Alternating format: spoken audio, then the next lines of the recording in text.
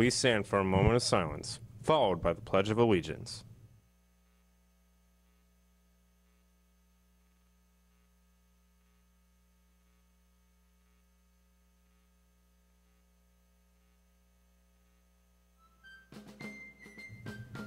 I pledge allegiance to the flag of the United States of America and to the republic for which it stands, one nation, under God, indivisible, with liberty and justice for all.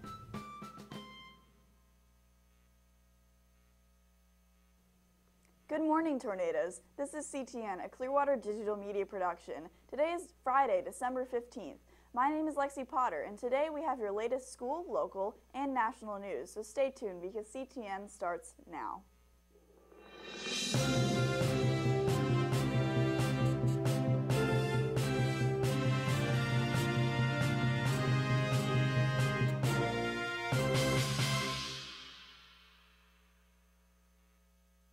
In your headline news, remember the Falcon 9 explosion more than a year ago?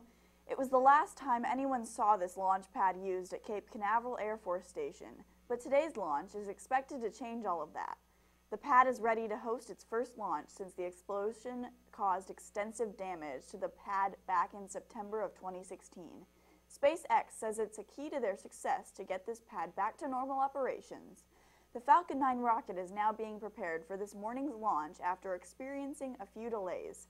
Earlier this week, officials said they were tacking additional time to conduct full inspections and cleanings.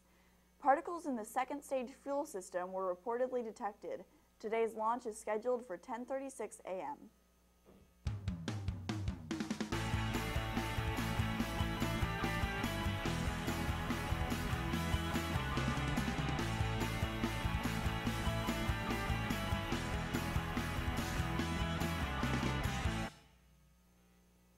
In your sports news, tonight, our girls JV soccer team will host the Seminole Warhawks.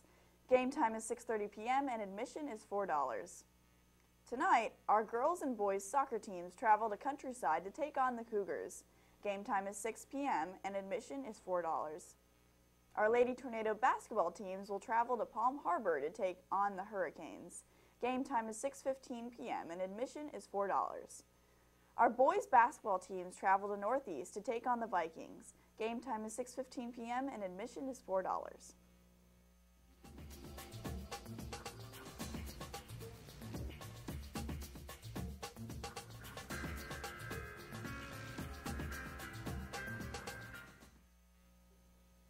In your school news, PTLs will not be issued during exam times.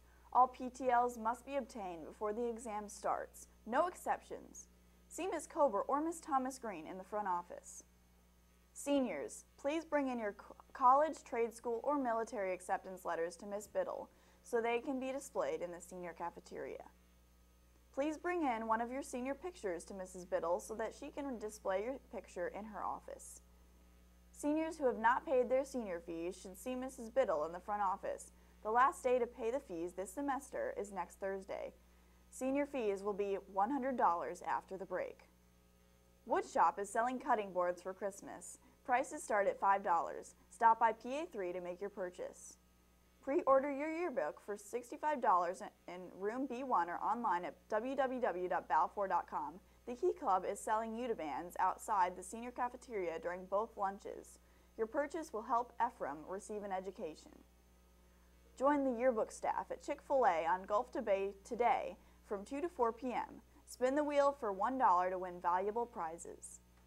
Seniors who did not select their portrait can stop by B1 by today to choose their senior portrait for the yearbook.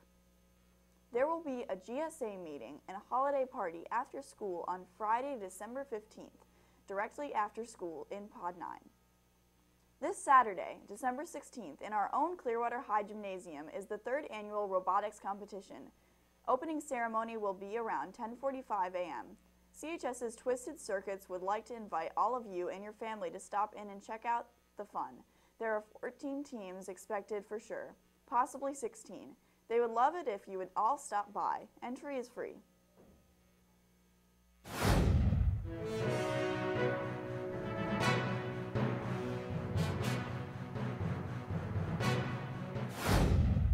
I'm Chris Dingle with CTN. It's that time of year again. Christmas is almost here, and everybody is ready to relax. But where does Christmas come from? Christmas is both a sacred religious holiday and a worldwide cultural and commercial phenomenon. For 2 millennia, people around the world have been observing it with traditions and practices that are both religious and secular in nature. Christians celebrate Christmas Day as the anniversary of the birth of Jesus of Nazareth, a spiritual leader whose teachings form the basis of their religion. Popular customs include exchanging gifts, decorating Christmas trees, attending church, sharing meals with family and friends, and of course, waiting for Santa Claus to arrive. The legend of Santa Claus can be traced back hundreds of years to a monk named St. Nicholas. It is believed that Nicholas was born sometime around 280 AD near Myra in modern-day Turkey. St. Nicholas became the subject of many legends. It is said that he gave away all of his inherited wealth and traveled the countryside, helping the poor and sick. The name Santa Claus evolved from Nick's Dutch nickname, Sinterklaas, a shortened form of St. Nicholas. 18th century America's Santa was not the only St. Nicholas-inspired gift giver to make an appearance at Christmas time. Similar figures are popular all around the world. Christkind, or Kris Kringle, was believed to deliver presents to well-behaved Swiss and German children. So that's how the legend of Santa Claus came around. But what about the Christmas trees? Long before the advent of Christianity, plants and trees that remain green all year had a special meaning for people in the winter. Just as people today decorate their homes during the festive season with pine, spruce, and fir trees, ancient people hung evergreen boughs over their doors and windows. Many people believed that the sun was a god and that winter came every year because the sun god had become sick and weak. Evergreens reminded them of all the green plants that would grow again when the sun god was strong and summer would return.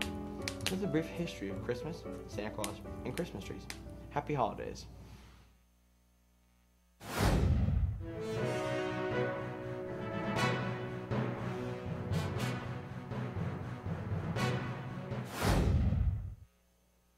If any students or teachers would like to have an announcement made on our show, please email Mr. Gordon at gordonw@pcsb.org.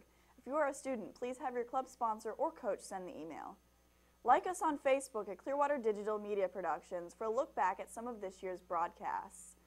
Thank you. Check out the CDMP Clearlight running all day for new announcements. Thank you for watching CTN. Have a great tornado day.